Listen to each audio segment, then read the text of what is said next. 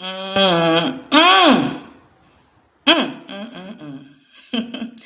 Hey, what's up? How y'all doing? It's your girl, Lady K, coming through with some new content for you. Let me tell you something, honey. It's good. Oh, yes, it's juicy. Are you ready to hear about it? Because I'm ready to tell you. Them other folks out here, they may have the tea, but get your ears ready for this one, baby. Because, baby, I got the juice. Child, the streets are talking. They out here talking. Okay. And you know what they out here saying? What they saying, girl? I'm gonna tell you what they saying. The streets are out here saying that Steve Harvey's wife, Marjorie Harvey, is out here creeping with another man. Let me repeat and rephrase that statement. Steve Harvey's third wife, Marjorie Harvey, is out here creeping in the streets with his bodyguard and his private chef. I'm sorry. I had to get that laugh out first. I mean, because, karma is something else, ain't it? Karma is something else. This is Harvey's third marriage.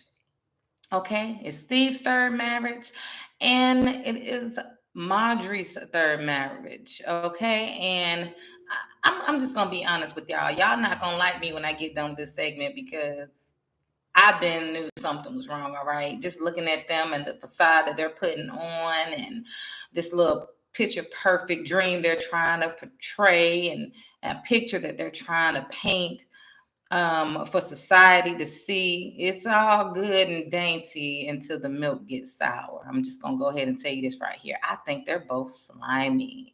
Yes, I think that they're both slimy. I think there's more than what meets the eye with those two. I'm just going to go ahead and tell you.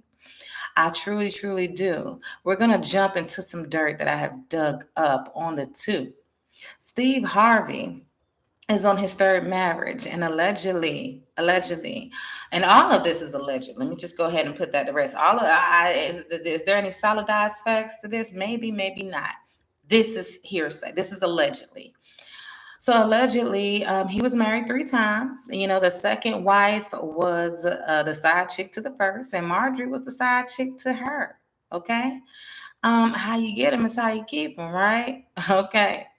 And so allegedly, he ain't really got nothing to do with his kids. He never had anything to do with them growing up. He bought them on TV when it was convenient to him, and that's just it with him. That's just that. He was a horrible father allegedly to his biological children, but he raised his stepchildren to the son. And I'm gonna go ahead and tell you this right now. Now I'm all about taking in children of a spouse that you've married. That's a choice. That's a big deal. Okay, and it's a lot of men out there, and I take my hats off to you, to the great and proud stepfathers who are stepping in and doing things that these biological fathers are not doing. Okay, I have one, and he is my dad, and I love him to death. And there's nothing in the world that I wouldn't do for him, because I know there's nothing in the world that that man wouldn't do for me.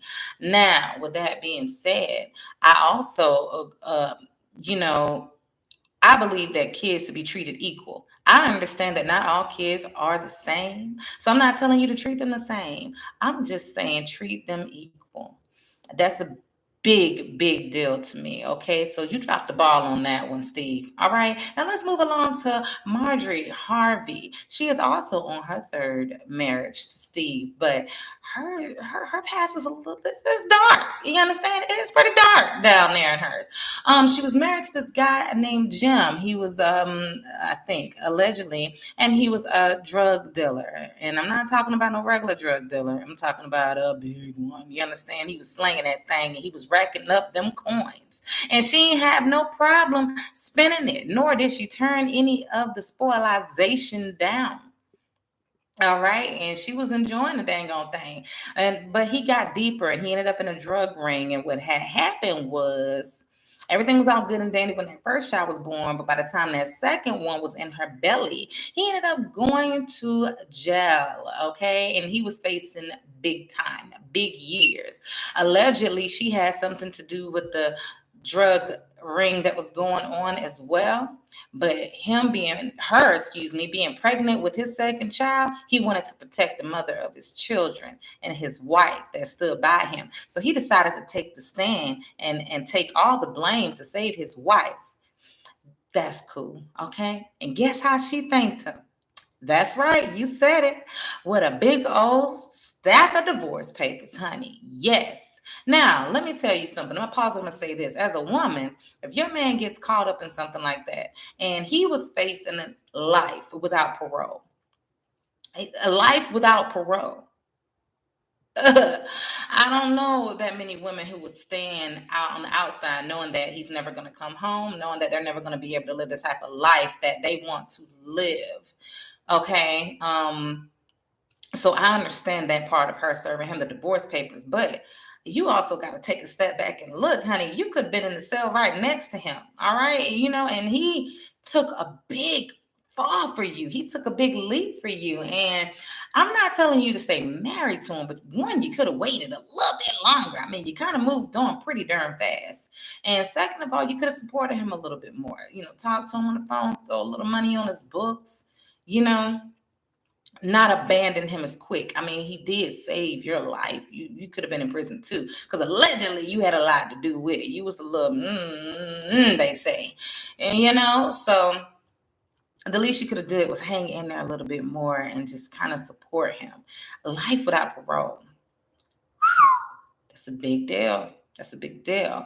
But another way that she thanked him, she ended up moving on very quickly, got married, ended up getting pregnant with Lori, her third child. And not only was this man a drug dealer too, it was her first husband's cousin. Her first husband's cousin. What? Okay. How trifling can you be? I guess he's related to the kids one way or the other, right? Okay. Married to the cousin, and he ended up getting busted with some drug dealings himself, which by this time, allegedly, the FBI had some findings that maybe she had a little bit more to do with it than she put on. Out here in these streets now, and I'm still saying allegedly, out here in these streets, she was a little informant, a snitch, and that's how she was able to walk away from both arrests scot-free and happy with her children. All right. She threw him up under the bus, allegedly. Okay, allegedly threw them both up under the bus, and that's how she was in. Now, from what I hear, honey, she got that voodoo. She got that voodoo to bring these men in, honey. She got what it takes to take what they got. Okay, sweetheart. She's doing the dang on thing. It's them eyes. I'm telling you, it's some eyes. It hypnotizes you like that snake from the Jungle Book. Yes. I mean, she's a pretty lady. I'm telling you, but it's those eyes. Yes, it's those hypnotizing eyes that keeps getting these men and hitting them in their pocket where it hurts. Now,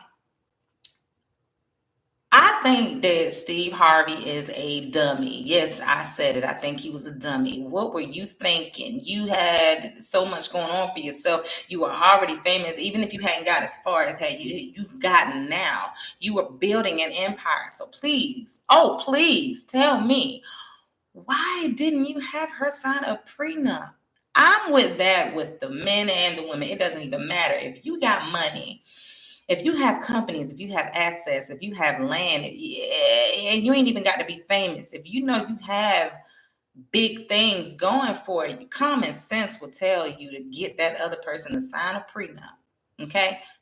A prenup. Protect yourself, protect your money, protect your assets, protect your sanity. Okay? Because things can get real ugly during a divorce, and you may get with someone and think that, hey, this is my one, this is going to last forever, but nothing is guaranteed. You're faced with the same struggles and ties as everyone else in the world. Just because you're famous does not omit you from anything. You are exposed to the exact same things as regular folk are exposed to. So, honey, I'm gonna need you to do better. But let me tell you something. That just brings me down to, if it is true, and I'm sure it is, he ain't going nowhere, boo-boo. Okay, he ain't finna give up half that fortune. Are you crazy? He ain't finna give up that bottle.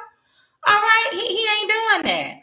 And her walking away with half of everything, ain't he worth $800 million? You think he trying to give up $400 million to this chick? She done tricked you. Okay, boo-boo? You are hoodwinked. All right, bamboozled, hypnotized. It's them eyes. It's them eyes. I'm trying to tell y'all. And I just think that was real dumb, real sloppy, and real stupid. And like I said, looking at it and hearing what these streets are saying, she has a very big and major impact on this man. I hear allegedly that if anything happens to him, majority of the money, if not all of it, is going to Lori. And you see how he puts her on the pedestal. Oh, he love him some Lori. Honey, you better watch out. All right. You better hope he don't end up with her. I'm just saying that's not his child. I know that's disgusting, but it happens. All right. I don't trust that little girl, and I don't trust the mom. But then again, like I said, they're all slimy. They're all slimy. I don't trust any of them. Okay, Hollywood is something else, honey. All right, that's a whole different discussion for a whole nother day.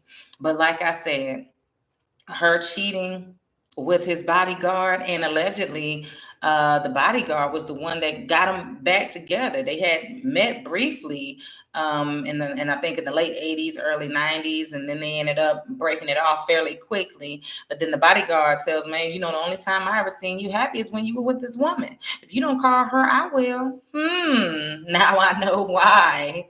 Now I know why. Why does he even still have this woman's number after all these years, that bodyguard, you know? So, like I said, it's nasty. It's a nasty game out here. It's wrong for her to sleep around, let alone be sleeping with people so close, you know. But hey, like I said, it happens all the time. There's nothing we can do about that. That's the world, that's life. Okay. So like I said, I do believe the allegations. I do believe the rumors. I believe what the streets are saying, boo. I believe it. Okay. I'm here for it. And I'm pretty sure that something else is going to come out about it. I mean, they didn't even refute it. They didn't even deny that any of it was true. All he said was, I'm fine, she fine, we all fine, I'm happy, y'all find something else to do, you know, and you mind your business. Y'all reaching, y'all stretching. He never said those rumors were not true. She never came out. She's coming out with scriptures and quotes and stuff. Ain't nobody trying to hear all of that. You know, if you ain't coming to address the situation you're being accused of, we don't want to hear all of that side stuff. I'm just being honest with you. But I'm pretty sure there's more to it, and we're going to get the back end of it. I guarantee you, honey, because whatever's done in the dark, yeah, it get out there. It coming to the light. All right, I'm going to go ahead and wrap up this segment. If you like what you heard, if you like what you see, click subscribe, follow me, baby, and always come back. I'll have more content ready for you. And be sure when you come back, you have those ears ready, okay? Because let me tell you something. Them other folks may have the tea, but I got the juice. Holla. I'll catch you on the next one.